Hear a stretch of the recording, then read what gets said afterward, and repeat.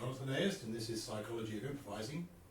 So now we're looking at the end of the fugue, how to bring everything to a satisfactory conclusion.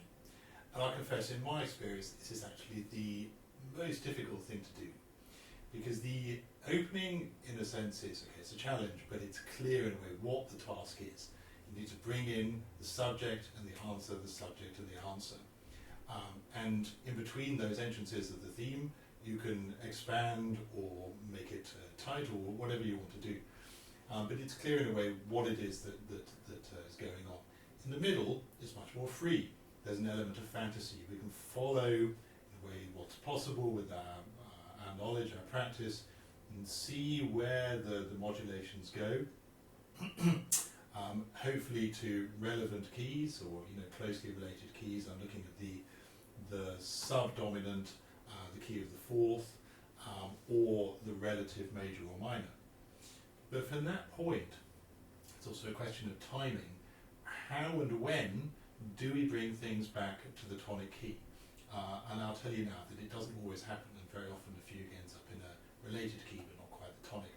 And I'll let you into a little secret because no one ever notices.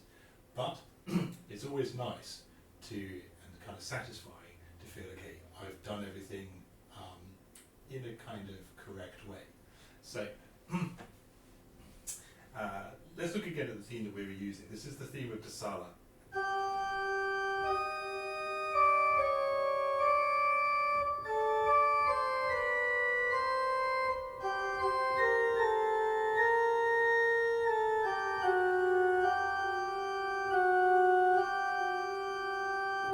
So hopefully I've brought in the theme, and usually try and get things to the relative major, which will be here on the third.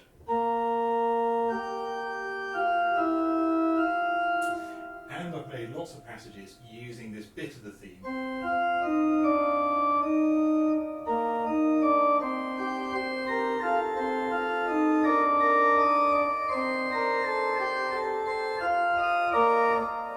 So on and so forth. Now, how do we get it from wherever it might be towards the tonic key? Now, I notice a lot in the models that I look at that there's usually passing references to the tonic. So wherever we are,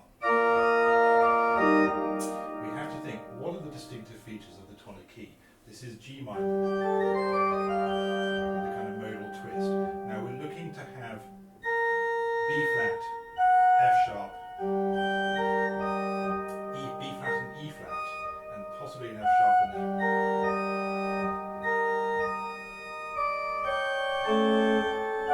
That would be our dominant. Now if we keep these features of G minor,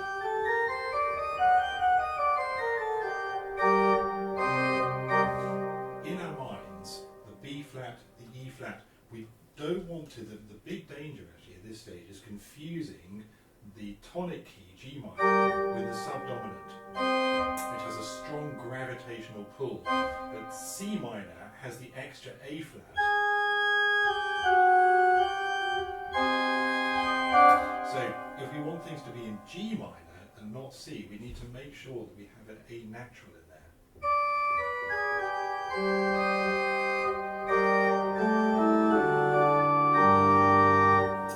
Now, one thing that is possible, like kind of, it's a good solution, but it's also kind of good for emergencies, is to make a dominant pedal. That's where the dominant in this case is D, and then we play music over there.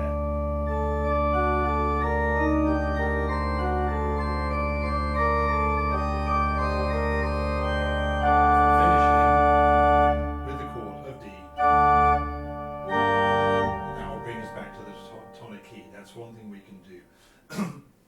But I think the main task is to fix in your mind the main tonal features of the tonic key, which are these accidentals.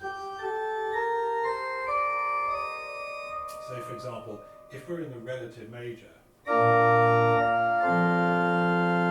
has an F natural.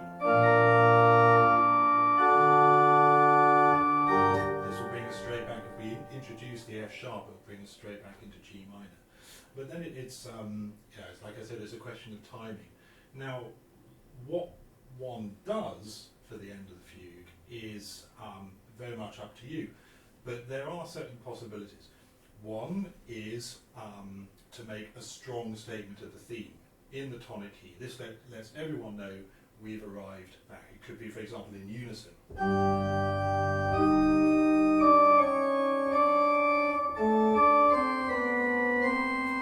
I wouldn't play the whole theme because that would be, we all know that by now, it's a bit boring. And the theme, in a way, is designed to move, to carry on. Cadences. It's designed in a way to continue the music. We want to make a statement that finishes, say,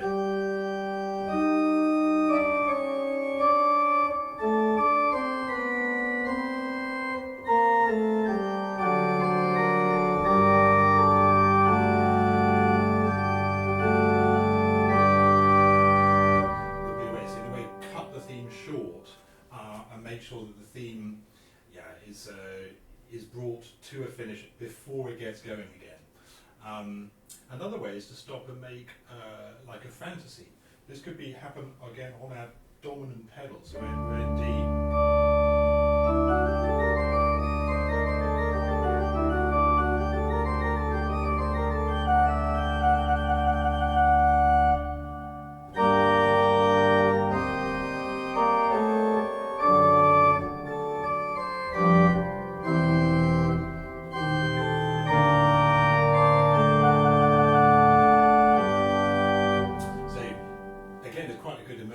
Solution there is if you're in a way stuck in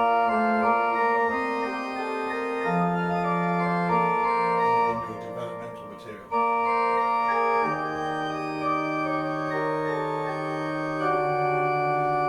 We hit our dominant pedal, our dominant chord.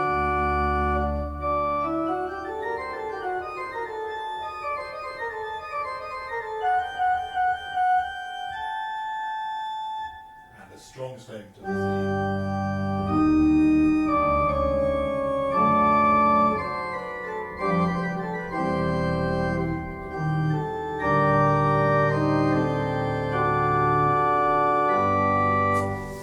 Another way is to use the tonic pedal. This is again, it's a question of timing. If you feel that things are not really brought back to the, okay, you've got it back to the tonic key, but it doesn't feel like there's enough presence to make it feel like you've arrived back at the tonic, then just hold it there for a bit longer. Now, this means that we play music over the G, over the tonic pedal.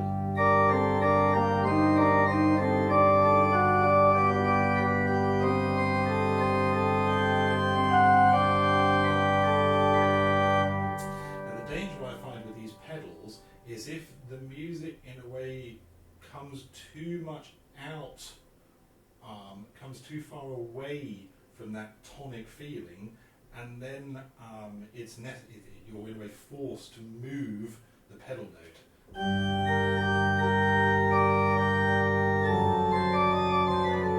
And that means another cycle in a way. The music goes on, and then you need to bring it back again to the tonic in another way. It's a bit like a pilot trying to land the plane, and then the wind is a bit too strong, and so you have to go again and have another circuit, have another go round. But with tonic pedals, if you stick to the chords of 1 and 4, both these chords have the G in them.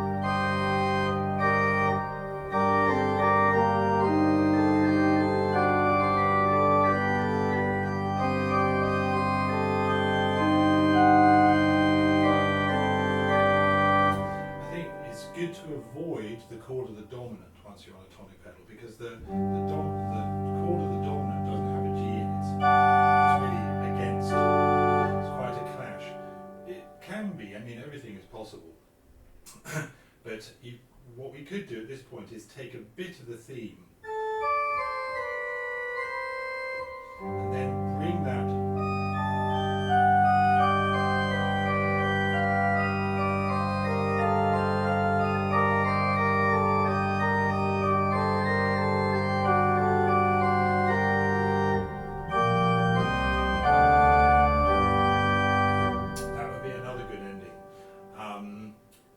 people like to bring in the theme and the pedals, because the pedals is always a strong statement.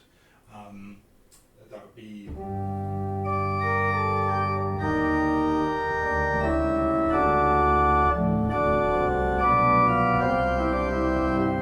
Again, we have to find a way of changing the theme so it becomes the ending statement.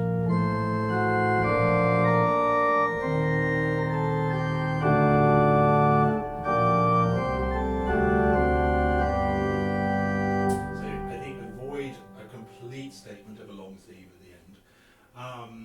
And another thing which I've done a couple of times, and it's easier with these rather grand themes, is to make a expand the timing. So instead of the double the time, which means you have double the material.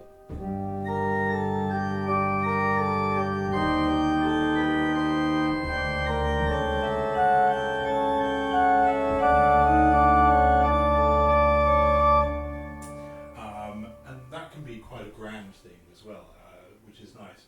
But that works best when you have a really strong passage work over the top. So again, if we take our little theme,